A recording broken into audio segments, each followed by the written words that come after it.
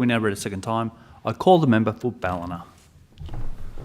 Thank you, Mr Speaker, and I rise to contribute on behalf of the Greens to the Child Protection Working with Children Other Legislation Amendment Bill, and thank the Minister for introducing this, and also acknowledge spokesperson for this, the Honourable Abigail Boyd, MLC, and also note that Dr Amanda Cone, who's our Youth Justice spokesperson, she's on the Children and Young People Committee, and note their recent 2025 review of the Advocate for Children and Young People and the Children's Guardian, in particular the Rachel Ward, her contributions to that, the Acting Children's Guardian, and Larissa Johnson, Director of Out of Home Care Regulation, Office of the Children's Guardian, and I found that very, very insightful.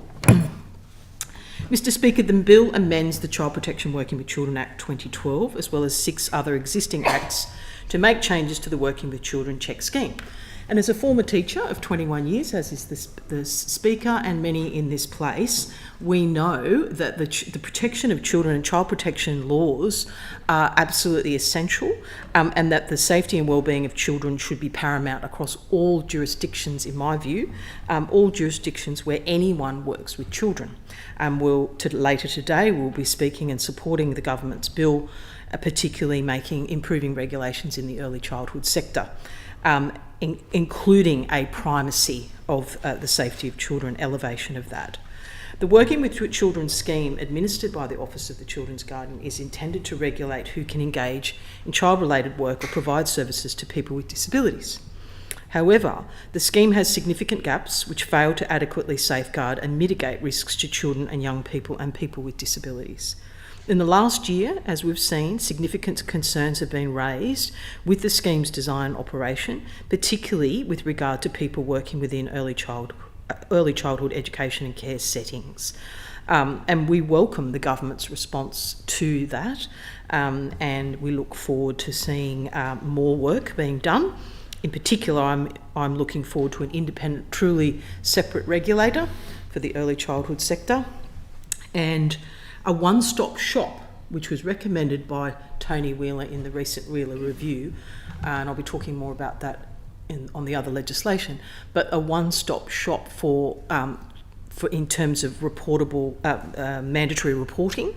And I think that tightening this up and bringing it strongly within the purview of the Office of the Children's Guardian is timely and welcome.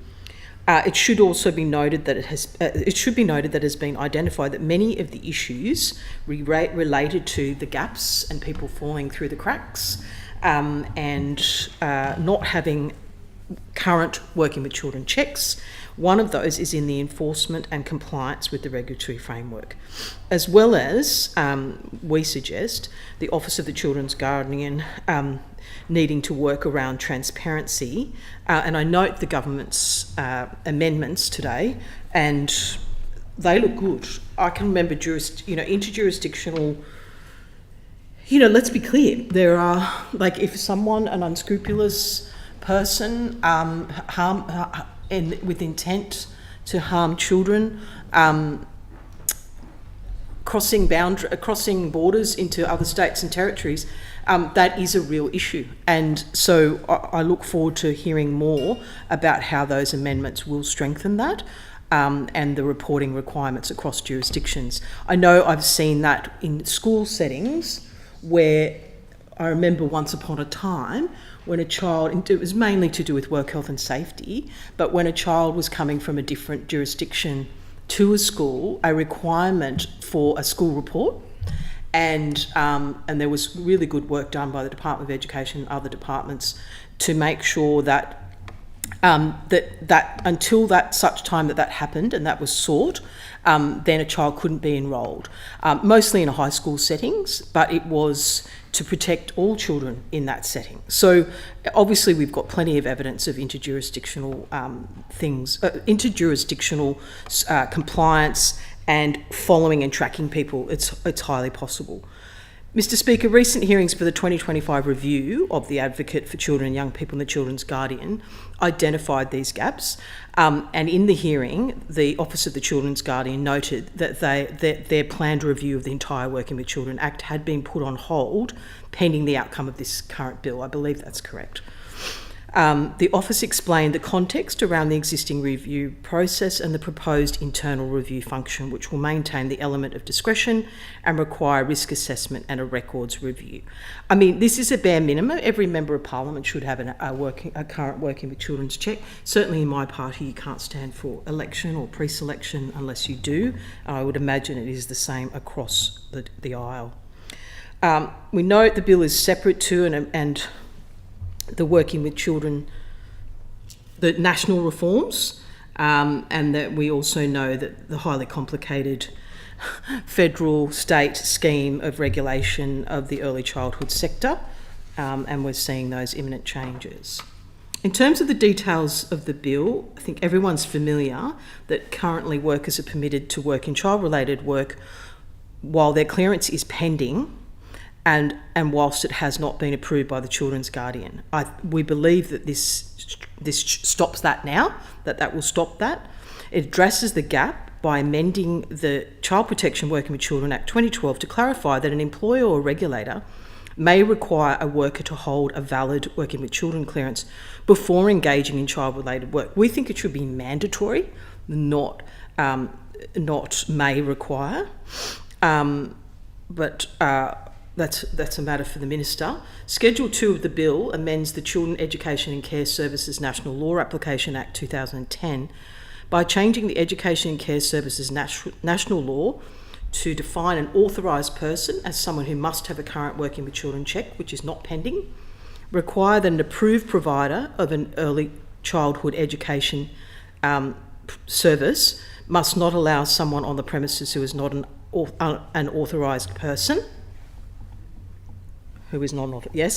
remove the ability of individuals to seek an external review in the early childhood sector with the regulatory authority, remove that ability to seek a review, and with the authority's decision to impose a prohibition notice. Good God, excuse me, I've lost it there. Mr. Speaker, Schedule 1 of the bill also removes the ability of individuals who have been convicted of disqualifying offences to seek a review by NCAT of the Office of the Children's Guardian determination. We think that's very welcome.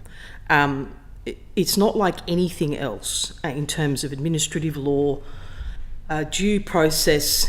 When it comes to the safety of children, we believe that we err on the side of children. In terms of NDIS worker screening checks, Schedule 4 of the bill amends the National Disability Insurance Scheme, as we've heard from previous speakers, to make similar changes with regards to maintaining consistency across both worker check schemes, including removing external appeal pathways under the NDIS worker check scheme, clarifying that individuals who have had their clearance suspended or cancelled must apply to the Office of the Children's Guardian for internal review. And whilst we query how often reviews would be valid, it certainly must sit with the Office of the Children's Guardian. And then Schedule 5 amends other pieces of legislation to bring a continuity across the sector. So in particular for me, in leading up to the changes in the regulation for the early childhood sector, as our education spokesperson, we welcome these reforms and thank the Minister for introducing them. I thank the member. The question is that the bill be now read a second time. I call the member for Auburn. Thank you, Mr. Speaker.